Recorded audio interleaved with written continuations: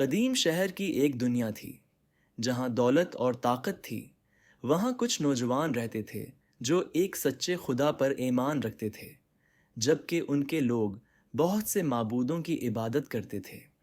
لیکن اس زمین کا حاکم، ایک مغرور اور بے رحم انسان، چاہتا تھا کہ سب اس کی اور اس کے جھوٹے معبودوں کی اطاعت کریں۔ ہم یہاں مزید نہیں رہ سکتے۔ اگر ہمیں حق پر قائم رہنا ہے تو ہمیں وہ جگہ ڈھونڈنی ہوگی جہاں ایمان زندہ رہ سکے، چاہے اس کے لیے سب کچھ چھوڑنا ہی کیوں نہ پڑے۔ وہ بھاگ نکلے، دل تیزی سے دھڑکتے رہے، جبکہ پیچھا کرنے کی آواز پیچھے سے گونج رہی تھی۔ آخر کار وہ ایک غار تک پہنچے، سیاہ اور خاموش، جہاں امید اور خوف ایک ساتھ ملے ہوئے تھے۔ ایک وفادار ساتھی غار کے دروازے پر بیٹھا تھا، چوکسی سے، جیسے کوئی ایسا راز جانتا ہو جو صرف رب کو معلوم ہو۔ انہوں نے اپنی آنکھیں بند کر لیں اور ان پر ایک گہری، پراسرار نیند طاری ہو گئی، ایسی نیند جو دنوں یا سالوں کی نہیں بلکہ صدیوں کی تھی۔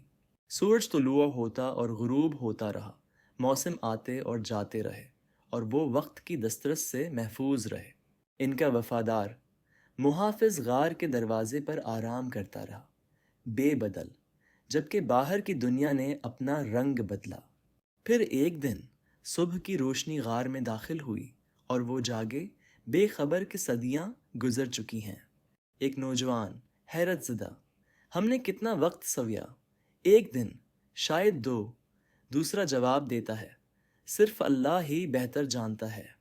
ان میں سے ایک باہر نکلا، احتیاط سے، ایک ایسی دنیا میں جس کی پہچان تھی مگر تبدیلی بھی نمایاں تھی، ایک چھوٹا سا تھیلا اور دل میں امید لیے ہوئے۔